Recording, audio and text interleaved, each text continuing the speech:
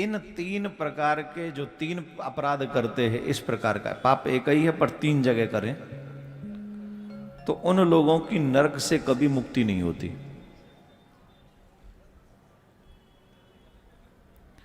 एक ही पाप तीन जगह पे करे, ध्यान से सुनिए, ये सब पे लागू है। इस प्रकार के पाप से बचना चाहिए मनुष्य को। जो मनुष्य इस प्रकार का पाप करता है उसे नरक से कभी भी मुक्ति नहीं मिलती। नरक का एक संविधान है। बहुत बहुत समय तक व्यक्ति अगर नरक में पड़ा रहे तो यमराज समय समय पर, जैसे नहीं जेल में भी कारागार मंत्री जाके और कारागार के जो ऑफिसर्स हैं वो डिसाइड करते ये व्यक्ति बहुत दिन से पड़ा है, क्या किया जाए, तो स्पेशल कोई मीटिंग करके कोर्ट से निवेदन करके उनको मुक्त कर देते। द सेम थिंग इन नरक, यही सेम नियम वहाँ ऋषि हैं। ऋषिगणों को ये अधिकार है कि वो जब देखें कि कोई व्यक्ति का चाल चलन ठीक है और इसने बहुत झेल लिया है तो उस व्यक्ति को ऋषि अगर चाहें तो क्षमा करके वहां से निकाल देते हैं।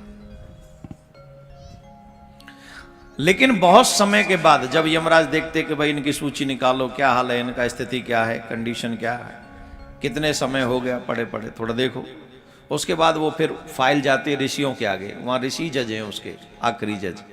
जैसे कहते हैं ना यहाँ पे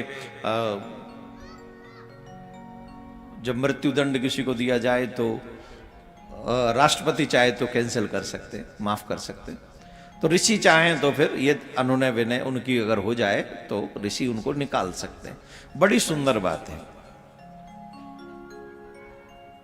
पर एक पाप करने वाला मनुष्य जो एक पाप है और कई जगह पे कर देता है वो है चरण का प्रहार। हमें किसी से भी चरण का प्रहार, कृषि से मीन्स एक बार सभी देवताओं ने कहा कि देव अग्निदेव से, अग्निदेव आप बहुत धर्म के मर्मज्ञ हो, धर्म को जानने वाले हो, आप बताइए संसार में बहुत बड़ा पाप क्या है, सबसे बड़ा पाप क्या है। तो अग्निदेव कहते हैं संसार में सबसे बड़ा पाप है अगर मनुष्य जीवन प्राप्त करने के बाद अगर मनुष्य गौ से चरण लगा दे, गौ माता से चरण छुआ दे और अग्नि से चरण छुआ दे और ब्राह्मण से चरण छुआ दे, यह संसार का सबसे बड़ा पाप है।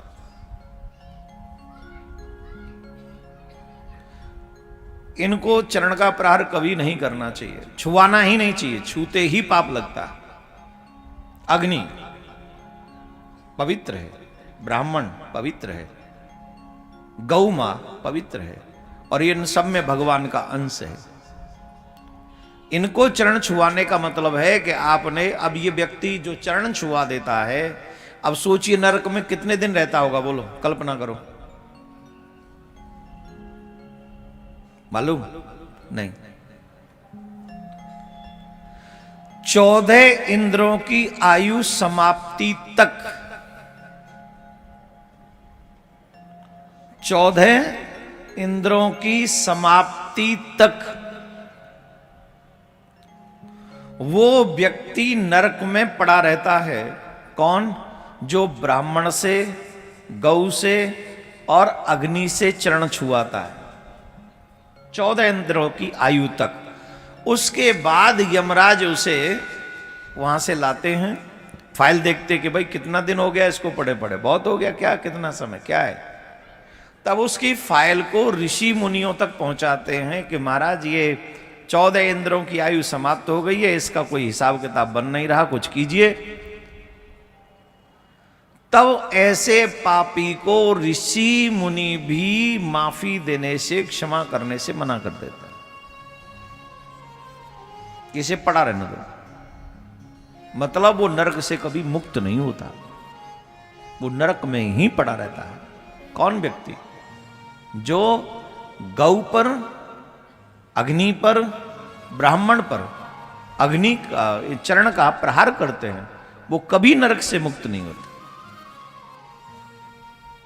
इसलिए हमारे यहां तो ये भी नियम बनाया गया है कि माँ बाप को हमारे चरणों की धमक न सुनाई पड़े, गुरु जी को हमारे चरण की धमक सुनाई न पड़े, भगवान को हमारे चरणों की धमक सुनाई न पड़े, ऐसे चलना चाहिए भगवान के मंदिर में या माँ बाप के आगे।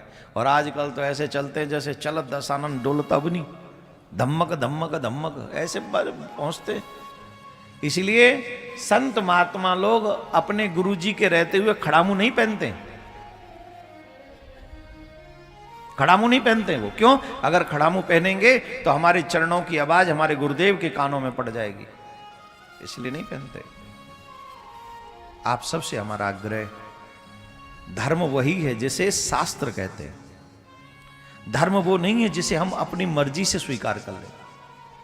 आप शास्त्रों के बताए हुए नियमों का पालन अपने और आप भी कीजिए, बच सकते हैं, इसमें कौन सी बड़ी बात है। अग्नि से पैर छुआना खेल ही खेल में लगा देते लोग, मत लगाओ। सर्दी के दिनों में कहीं नहीं देखे आपने सर्दी के समय अग्नि के ऊपर अपना पैर घुमाते, घुमाते कि नहीं घुमाते बताओ। अब अगर आज आपको ज्ञान हो गया, कल से घुमा पाओगे, हिम्मत जुटा पाओगे? जब पता है कि नरक से मुक्ति होगी ही नहीं, अब जुटाओ कहां से हिम्मत लाओगे? बोलो, बच के दिखा दो। तुम कर ही नहीं सकोगे क्योंकि तुम्हें पता चल गया। जब तुम्हें पता चल गया तो तुम नहीं करोगे। अब पता नहीं है इसलिए कर रहे हैं, तो नहीं पता है तो कर रहे तो क्या माफ कर देंगे? वो नहीं करेंगे। इससे बढ़िया क्या है? पता नहीं ये बढ़िया है कि पता करो ये बढ़िया है? जोर से बोलो, पता करो ये बढ़िया है। इसलिए पता करो। पता कहां करोगे? स्कूलों में तो ये ज्ञान मिलना नहीं, कॉलेजों में तो ये ज्ञान मिलना नहीं, यूनिवर्सिटीज में ये ज्ञान मिलना नहीं। तो भागवत कथा रूपी इस यूनिवर्सिटी में ही हमें दाखिला ले लेना चाहिए। हर दिन, हर बार, हर दिन कथा सुनना है। मैं फिर कहूंगा अपने सभी महानुभावों से, युवाओं से, प्रभु प्रेमियों से, अपने धर्म को आगे बढ़ाओ जिससे हमारे लोगों में जानकारी हो। बुरे कर्म से तो बचे ही, साथ में अपना और अपने परिवार का कल्याण भी कर सके, ऐसा प्रयास हमको करना चाहिए, हम सबको करना चाहिए। शास्त्रों में कहा गया है, धर्मो रक्षति रक्षितः। तुम धर्म की रक्षा करोगे तो धर्म तुम्हारी रक्षा कर लेगा, इसमें कोई संदेह नहीं।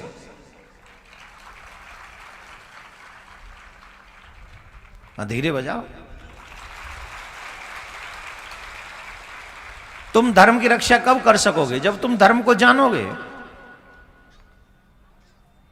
मानोगे, पहचानोगे, तब तुम धर्म की रक्षा करोगे।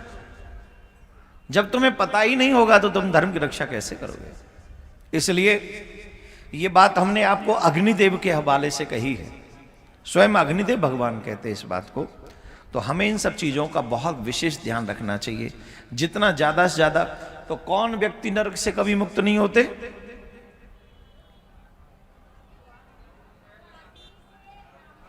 अग्नि, गौ और ब्राह्मण को जो पैर लगाते हैं वो कभी नरक से मुक्त नहीं होते। एक और बात बताएं, एक जगह हमने पढ़ा था, जो सबसे छोटे कपड़े पहनकर हम लोग स्नान करते हैं, उन वस्त्रों से भी पैर नहीं लगाना चाहिए कभी। जिस आसन पे बैठ के भजन करते हैं, उस आसन पे भी हमें कभी पैर नहीं लगाना चाहिए। बहुत से लोग आपने देखे होंगे, आसन को पैर से खींचते, उनकी हैबिट होती है, आदत होती है उनकी। बैठ गए, डाल दिया आसन, अच्छा सेट नहीं बैठा, फिर पैर से खींचेंगे। जिस आसन पर बैठकर आप भजन कर रहे हैं, उससे आप पैर से कैसे खींच सकते हैं?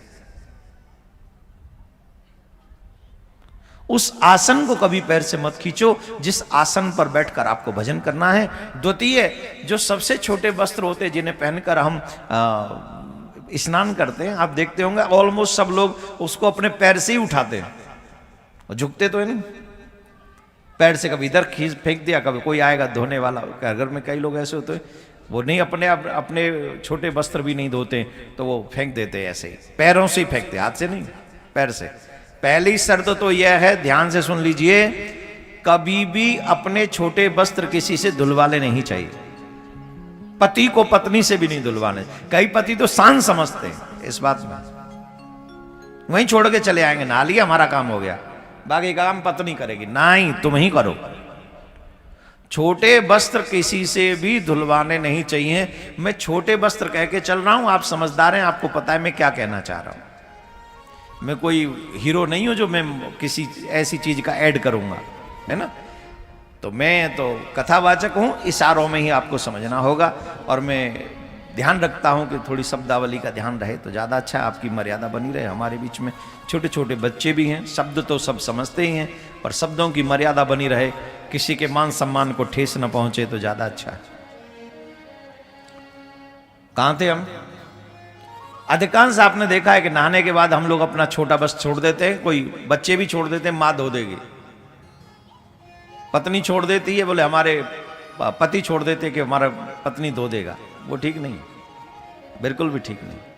अपना छोटा वस्त्र जिसे पहनकर आप नहा रहे हो वो आप ही को धोना चाहिए, और उस वस्त्र को धोते समय, निचोड़ते समय ये ध्यान रखना चाहिए उसका पानी आपके पैरों में न पड़े।